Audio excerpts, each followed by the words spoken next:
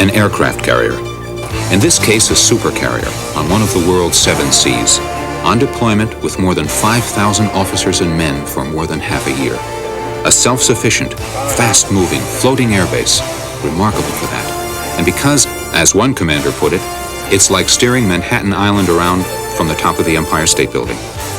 What is more remarkable is the skill that goes into making it do what it does, despite being as small as it is. A veteran pilot described the flight deck as O'Hare and Washington National Airports at peak hours, squeezed into a few basketball courts. A tight and dangerous environment in which inches or inattention can mean catastrophe.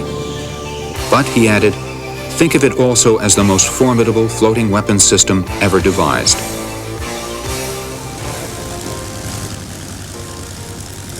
The aircraft carrier, having demonstrated its value in World War II,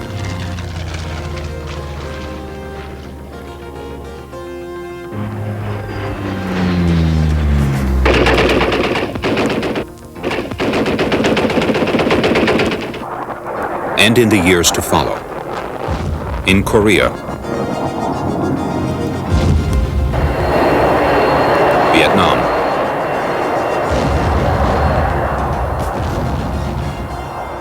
the carrier has, during those years, developed and implemented many new and advanced technologies. Nuclear power has given the carrier unlimited range and mobility.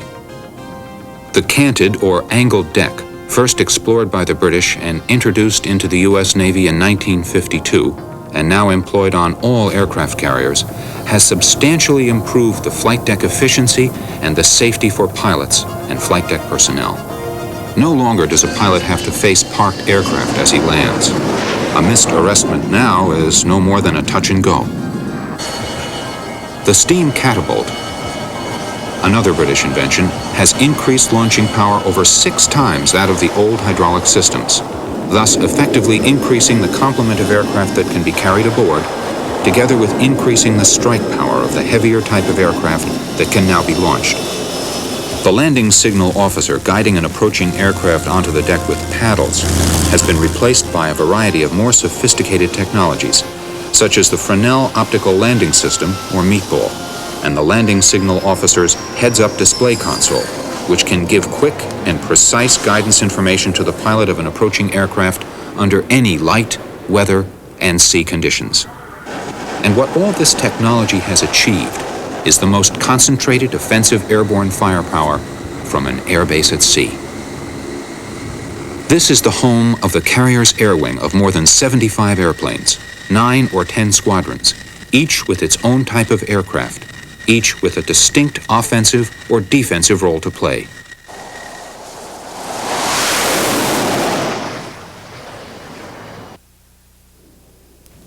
The aircraft carrier's purpose is to move its air wing close enough to any threat so as to take the battle to the enemy in any weather, enabling its strike aircraft to put bombs on the target.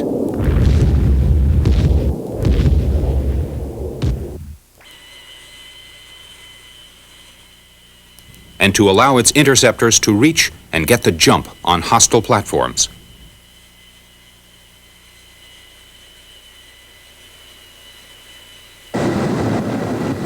Aside from the air wing's ability to come to the carrier's defense, the boat, as the men affectionately call it, and its planes also rely on the vessels that lead, surround, and tail it. The flat top goes to sea as the core of the battle group, which may be composed of as many as a dozen fighting ships, each with its own mission, each joined to the others by a network of electronic data links. Though dispersed and separated from the carrier by hundreds of miles, yet linked electronically, its submarines, missile cruisers, frigates, and supply ships can continue to carry out their individual and integrated missions. But most important, the battle group is able to extend its operational capabilities far beyond the horizon. Though the carrier will leave home with everything it needs, resupplies of food, jet fuel, ordnance, medical items, replacement parts, everything from engines to earplugs can be delivered thousands of miles away. And so, there are the resupply ships, able to rendezvous with the battle group whenever and wherever they're needed. In addition to the air wing personnel aboard the carrier, about half the ship's complement includes the carrier's permanent personnel, who are responsible for making all the ship's systems work. When not deployed overseas or on a cruise, the air wing is shore-based at naval air stations around the United States. Before they go to sea, pilots, naval flight officers, enlisted aircrewmen, and all support people go through intensive training cycles ashore, where the skills that make an air wing work as an integrated unit are taught. Simulators for each aircraft make it possible for air crews to become proficient with everything from cockpit procedures to nighttime carrier landings to sophisticated combat maneuvers conducted in incredibly realistic environments. One location for actual practice is at Fallon Naval Air Station in Nevada, where individual squadrons come together as an air wing to learn to fight as a team. The closest to the real thing is practiced against squadrons of different type aircraft, simulating enemy fighters, flying enemy tactics. Intercepts and strikes coordinated with electronic jamming and deception measures are then conducted on ranges against ground targets defended by simulated SAM missiles and ground missile sites.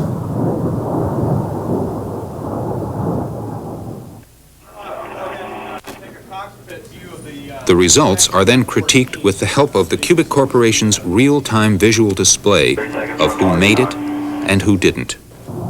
Strike Warfare Center School.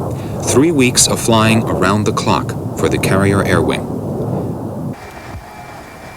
Once integrated training at Fallon has been completed, and before overseas deployment can take place, the air wing will have to demonstrate its operational capabilities by taking a final exam and several weeks of demonstrating operational readiness at sea. But the true test of whether the objective has been met will be an ongoing one, resting on the officers and men who will handle and fly these airplanes at sea. During a typical air operation, the rescue helicopter is the first to leave the deck and hover in standby status near the ship. Tankers would take up their positions overhead to be available for airborne refueling demands, day or night.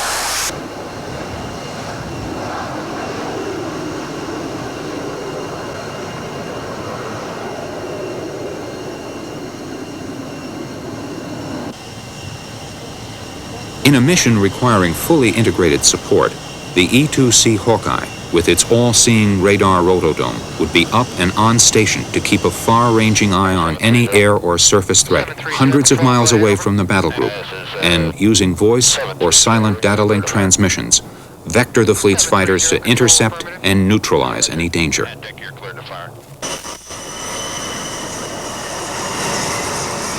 The variable swept-wing F-14 Tomcat fighter interceptor, designed for all-weather fleet, air defense, and air superiority, would follow.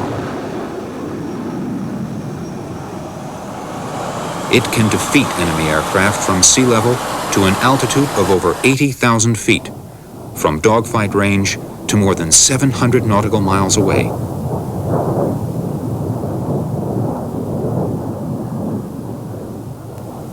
One of its prime missions is to destroy enemy bombers before they get close enough to launch their cruise missiles.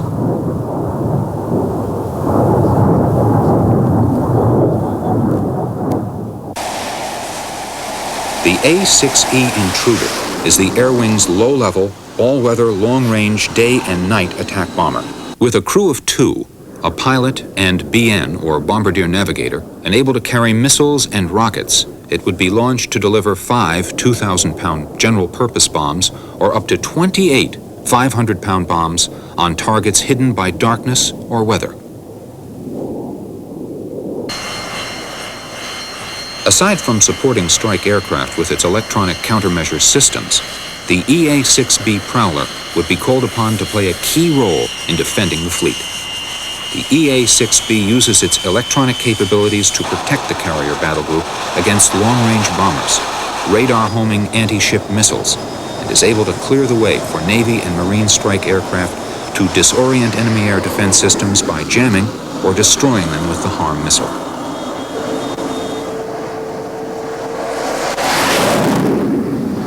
The A-7 Corsair is the Air Wing's light attack strike day bomber and close air support aircraft. It can carry air-to-air and air-to-ground missiles, general-purpose bombs, and is outfitted with a 20mm cannon.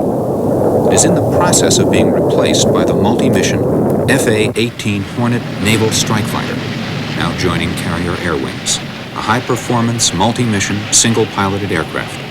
A balance of high aerodynamic performance, digital avionics, and high reliability and maintainability make it an effective replacement for the F-4 Phantom and the A-7 Corsair.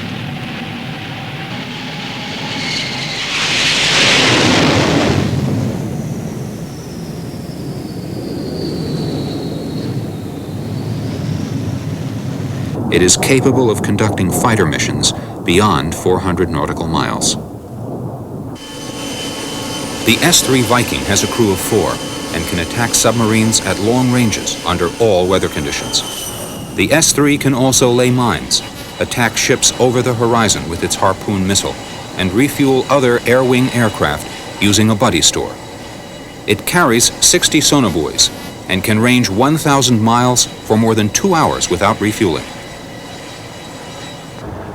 The 4-man SH-3 Sea King twin-turbine-powered helicopter with its dipping sonar can detect, identify, track, and destroy enemy submarines, as well as perform search and rescue missions and cargo transfer operations.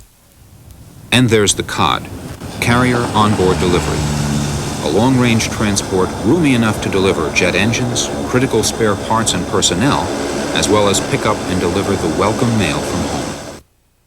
While some carriers may differ in structure and layout, the focus of all carrier operations is here on the roof, or flight deck, with its 4 steam catapults to shoot aircraft off the end of the deck with enough velocity to allow them to fly.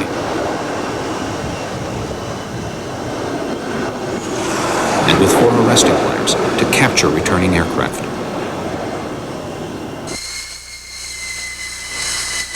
All of it watched over, presided over, some say owned, by the man in the yellow shirt, the air boss, who is a commander and veteran pilot, who now serves as a kind of ground and air traffic controller, airport manager, and key safety officer, all rolled into one. He's assisted by a similarly qualified aviator known as the mini-boss. Air crews, in fact, all hands look to the air boss as the officer with the final responsibility for safely launching and recovering all aircraft. His commanding view is some 140 feet above the sea in a glass and steel enclosed bubble known as pry-fly, or primary flight control, which for greater visibility protrudes from the ship's towering superstructure. About 100. Commander Greg Southgate is the air boss on the USS Constellation. His short definition of his job, to ensure that things are done by the book. What we do here is I have a very large communications suit that enables me to talk to all the people I have to talk to, including the aircraft, obviously,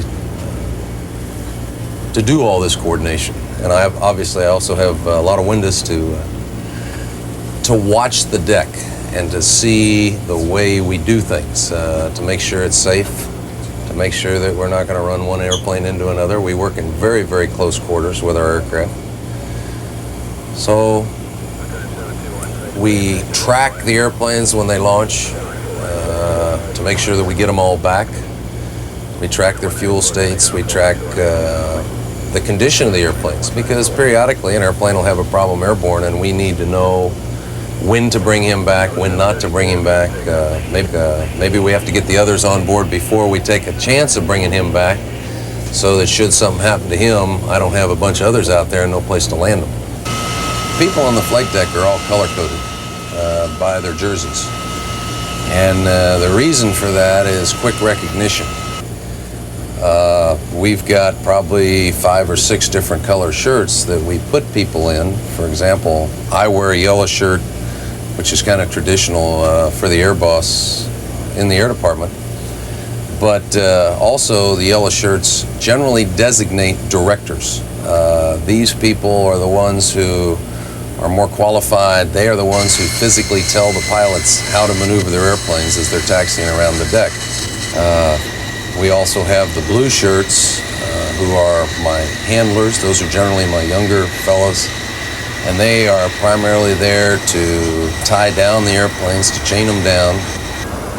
I've got purple shirts who are my aviation fuels people. I've got white shirts who are generally safety type individuals, monitoring safety all around the deck. Also my corpsmen, my medical people are in white. The aircraft troubleshooters who are members of the squadrons are in white. So that if an air crew calls and says, I need to see a troubleshooter, I know when one has arrived on the scene, and that way I know the airplane's getting the help he needs. We have green shirts, and those are all my catapult and arresting people. Resting gear folks are all in green shirts, and as are most of the squadron technicians. But the bottom line reason for all that is so that we can quickly identify and designate who should be where. The men in the fire protective metal suits are the carrier's on-deck crash crews, the firefighters, the rescuers. The people in red move and service the bombs and missiles and other armaments. Those wearing brown jerseys and frequently seen on the ladders leading to the cockpits are the plane captains. The cycle of taxiing, positioning, catapulting, recovering, maintaining, fueling, and parking aircraft on the carrier requires precise logistical controls. Here in flight deck control, all the wing's aircraft in scaled miniature form, with applied symbols denoting maintenance, armament, and fuel status, are positioned and moved to replicate the position and movement of the real ones, in the hangar bay, on the deck, and recovery and launch. The flight deck can be highly dangerous. Because of the high noise level on the flight deck, communication is coordinated by a series of unmistakable hand signals. The daytime launch sequence, for example, can be understood through these very firm commands.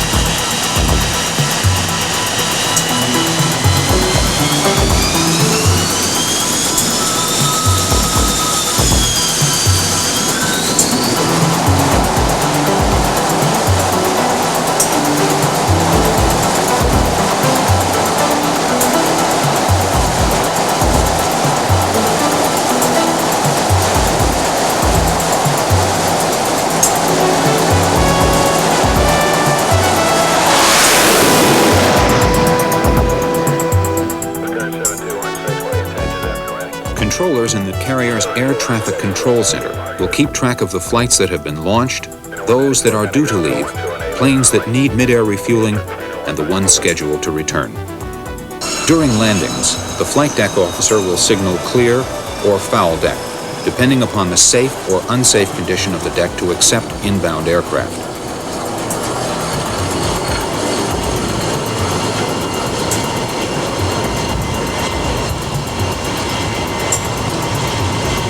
In this case, the airplane has taxied off and the deck is clear, as indicated by the green light at the end of the runway.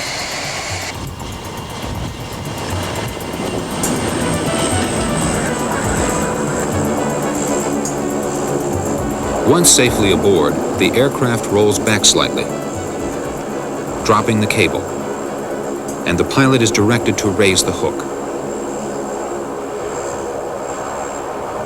A crewman called the hook runner will then signal that the wire is clear and that it is safe to retract it.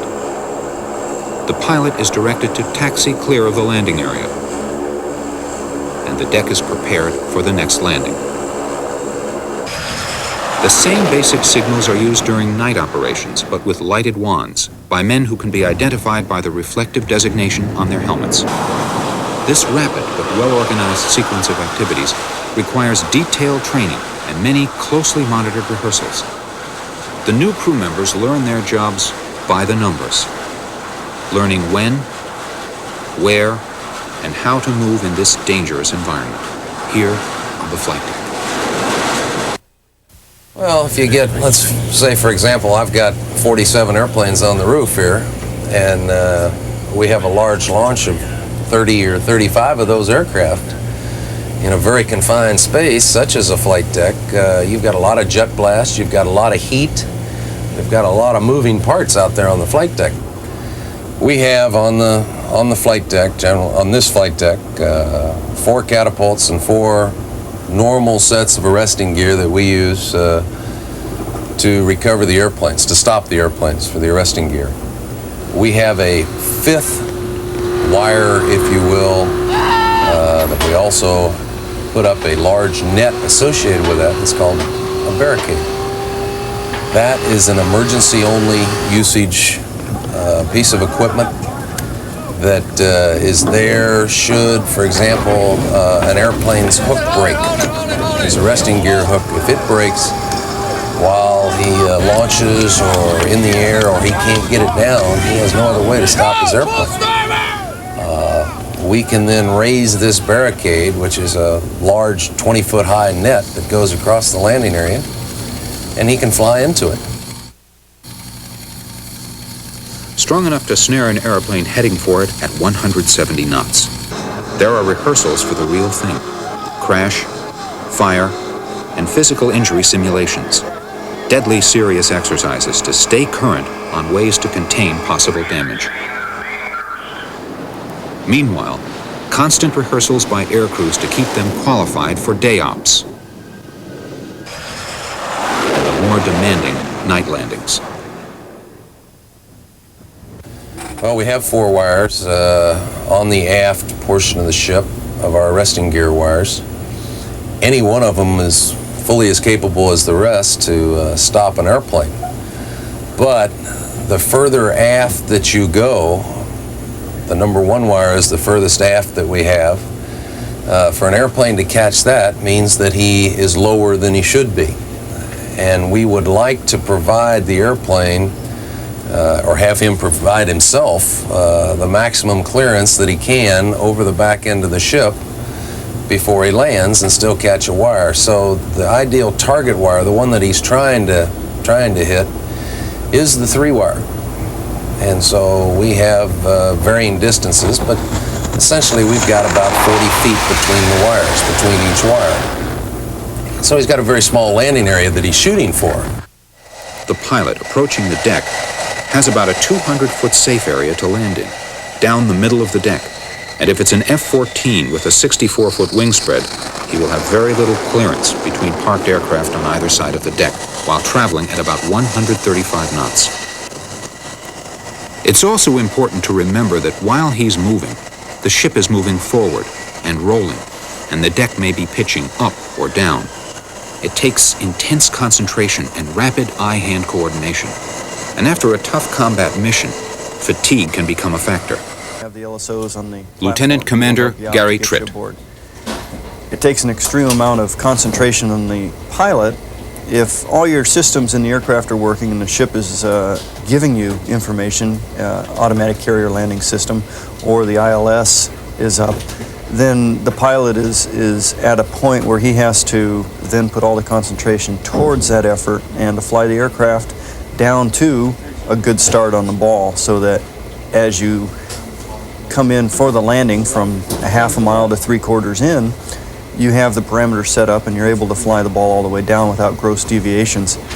The biggest problem being is that if you're tired, or if you have an aircraft problem and the variables with the ship itself, then you rely a lot also on the LSOs and on your RIO to be able to give you instant feedback on what you're doing. Striving to reduce the risks and improve the safety margins for pilot control and flight deck operations, new technologies are continually being developed. Together with advanced aircraft navigational aids, there are sophisticated guidance and control systems that range from automatic throttle, which maintains the proper approach angle of attack of the aircraft, to the FA-18's fully automatic, hands-off recovery of aircraft, directed by interactive, radar-controlled shipboard guidance.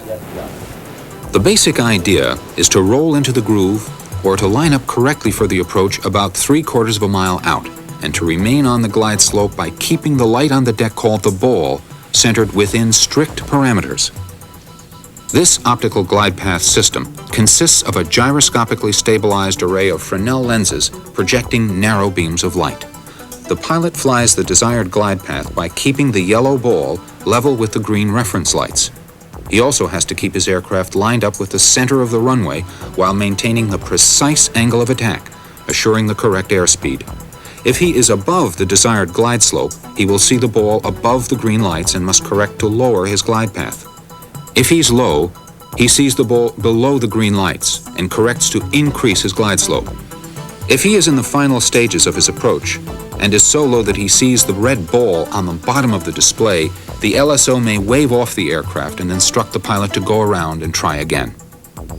There are only 12 seconds from when the pilot enters the groove to touchdown.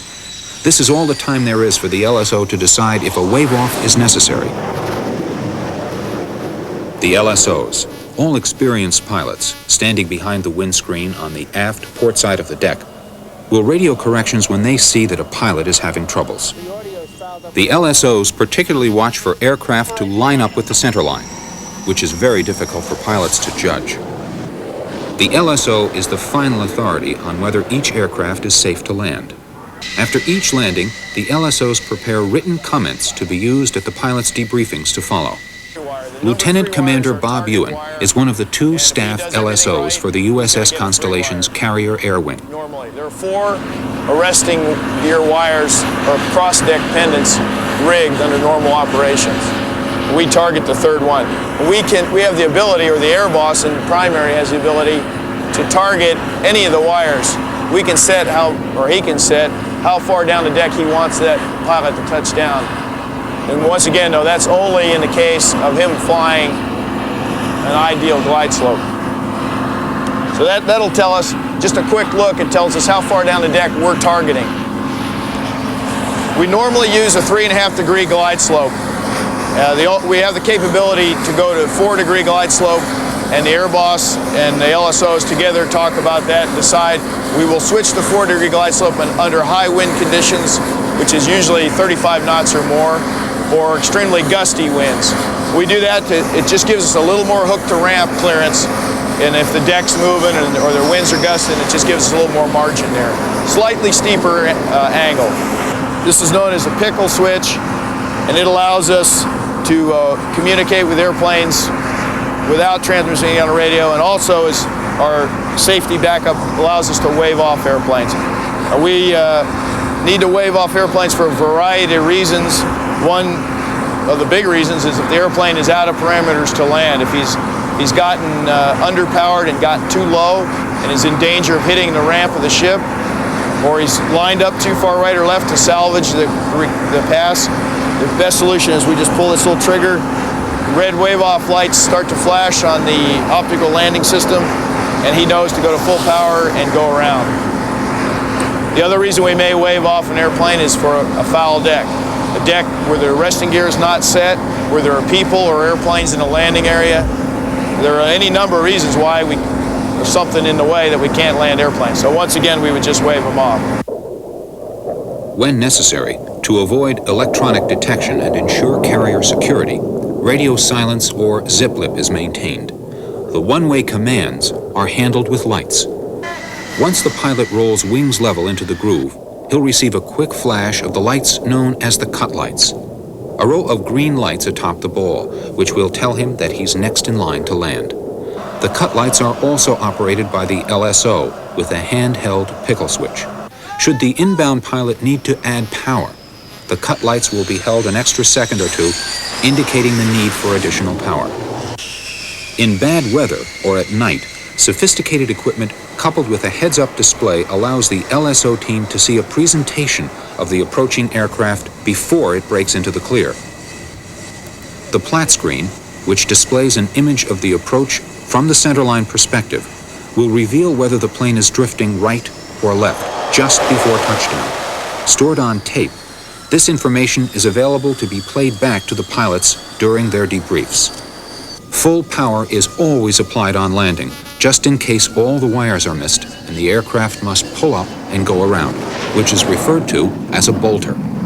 This will allow the pilot to come back and make a landing instead of dumping himself, his crew, and a $30 million airplane into the sea. It is agreed by those who know that night landings, or night traps as they're also called, are extremely difficult because of the loss of visual references. There's no horizon and you can't see the deck. And yet, as the air boss puts it, everyone seems to get quite good at it. But according to one veteran pilot, everybody has a night in the barrel. Vertigo in flying at night is a very prominent problem. A pilot has to rely on his instincts and his training to fly the aircraft by instruments. Believe what you see and not what you feel. The biggest problem that will occur is that guys will then begin to they feel that they're in a left-hand turn, they don't believe the instrumentation that they see in front of them, and they may try to correct. Henceforth, they get themselves in a lot of trouble. And then there is the weather. Heavy winds and rough seas, sleet, snow, ice, and men in airplanes on a slippery deck. He calls you at Lieutenant Mike Bouvier. You should break out, and he say, okay, you're at 3/4 of a mile, call the ball, which is a key to transition to a visual scan, and the LSOs at that point pick you up visually and start talking to you. Well, at 3/4 of a mile, he said, call the ball. I looked out, and there was no ball because, in fact, I was still in the clouds. So I waited, and I'm still flying. This is about the last 15 to 20 seconds of flight. I'm waiting a number of seconds and I'm still flying the needles down to the minimum altitude, and I still don't see anything. Finally, about the time I'm going to add power and take it around, the LSOs say paddles contact, which means they see me, even though I don't see the ship. They see my landing light. They say paddles contact, little right for lineup, little power back on. So they're giving me some call before I can see the ship. My heart's going at about 400 beats a minute, of course, at this point. And about 3, 4, 5 seconds later, I finally start to see something. You know, I break out, which means I get clear of the clouds and see an outline of the ship, pick up the meatball, which is my saving grace there, and I make a last-minute play for the deck. I can't see any of the lineup because the snow's falling on the deck and melting and creating like a shimmering effect to where the landing area is not illuminated. But I see a couple airplanes on the left and a line of airplanes on the right and kind of go, well, this is about right. I get it aboard, catch a 4-wire, but that was probably the toughest landing I ever had, I imagine. Well, periodically when we're recovering airplanes, for whatever reason, an airplane does not get aboard when he should. He's not able to catch one of the wires, or the deck may not be ready. Well, fuel is obviously a critical factor in the equation. A strict procedure is enforced for carrier aircraft regarding fuel. Weather permitting, a tanker is kept in the air at all times during flight operations. If an aircraft has made several unsuccessful attempts at landing and is running low on fuel, it will be sent up to the tanker to refuel. In operational areas where land bases are within range, one base is designated as a divert or bingo field. But even with an airborne tanker, there isn't always a bingo field in range. Under these conditions, known as blue water flight operations, the only alternative to a normal landing is a barricade arrestment or ejection. High flat up the ramp, just chase the line up there. Once everyone's back on board, the LSO visits each ready room and critiques each pilot's performance. The LSO's written comments are presented at the routine debrief, and a greenie board denoting individual grades are kept posted in each squadron's ready room, and is a matter of great pride to the pilots.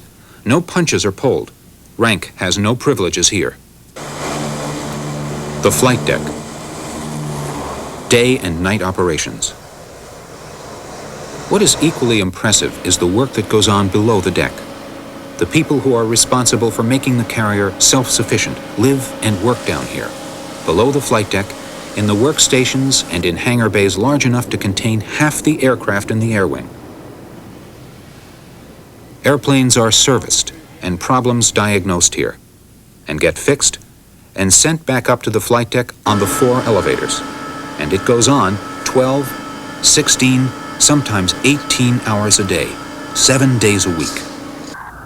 Directly below the catapult, there are the highly trained men who adjust steam catapults to the pressure required for each type of aircraft and each specific weight.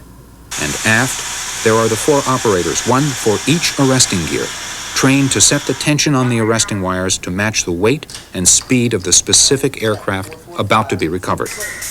The purpose and focus of all this human effort and state-of-the-art technology is to enable the carrier battle group to perform its assigned mission. And what is most impressive, this airbase works because of a concentrated attention to detail practiced by everyone who's involved. About a 50,000-pound cat shot. That's A mission will begin with air wing briefings in each squadron's ready room 2 hours before the launch. By Civic 3 times a day. Make sure when you see that, sign it off on the NAMCON launch. That's no problem. And then it all comes together. The purple shirts, or grapes as they're known, will have completed refueling. Ordnance teams will deliver, attach, and arm the weapons to be taken along.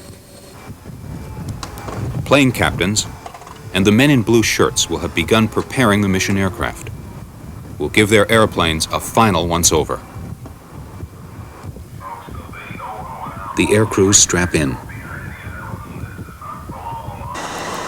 The rescue helo is the first to take off. It will remain airborne nearby. The flight deck crew goes to work. The takeoff weight of the airplane heading for the catapult is shown to the pilot and to the CAT officer for corroboration. The CAT pressure is set to correspond to the weight demand. Hand signals move the launch forward. Aircraft are tensioned on the catapults by engaging the launch bar into the catapult shuttle, which, when the correct steam pressure is reached, will snap off the retaining link and drive the aircraft forward at launch speed. The speed of the launching sequence becomes important. An airplane is launched within every 90 seconds off the same catapult. In other words, shoot one, load it up, and shoot another. That would be 26 airplanes in 20 minutes, using just 2 of the 4 catapults. Aircraft are launched and recovered in this alternating cycle for 12 to 15 hours a day.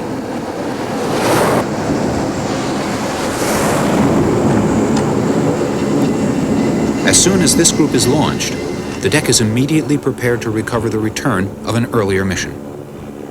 The recovery process. Once an airplane rolls into the groove and checks in with the LSO, the controlling LSO will tell the pilot to call the ball. 606, if anyone's called the ball. When the pilot sees it, he reports his name and fuel weight. Watch ball. The arresting wire tension is set, and another trap. They do this every 45 seconds, and they make it look easy.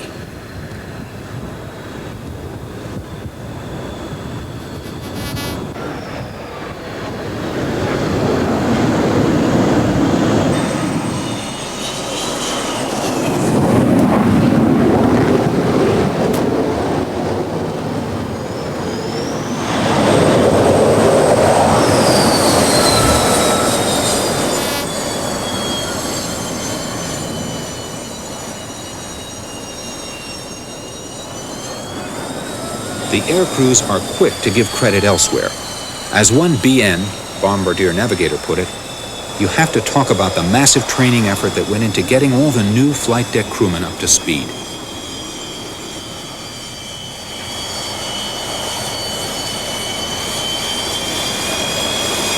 Our job is dangerous, but being on the flight deck is as dangerous, if not more dangerous, than flying the ball. Long after we've left, those guys are still on the flight deck. Nothing would move without them. And they do it in bad weather, day in, day out, 18 hours a day, whether they're dog-tired or not. It just takes a tremendous individual.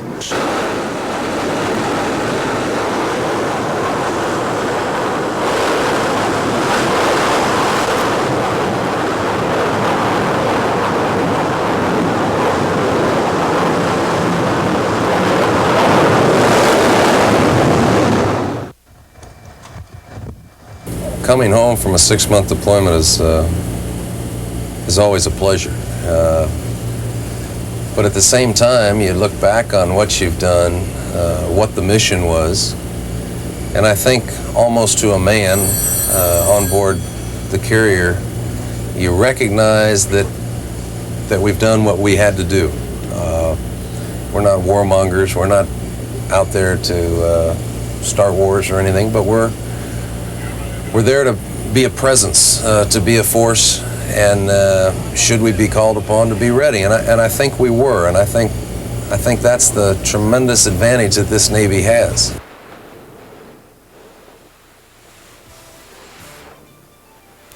The carrier flight deck, the focal point of the carrier battle group. From the flight deck, expanding outward to all elements that compose this unexcelled force, we are struck by the massive thrust of the potential it represents. It demonstrates total mobility and controllable power that can be directed anywhere on the globe.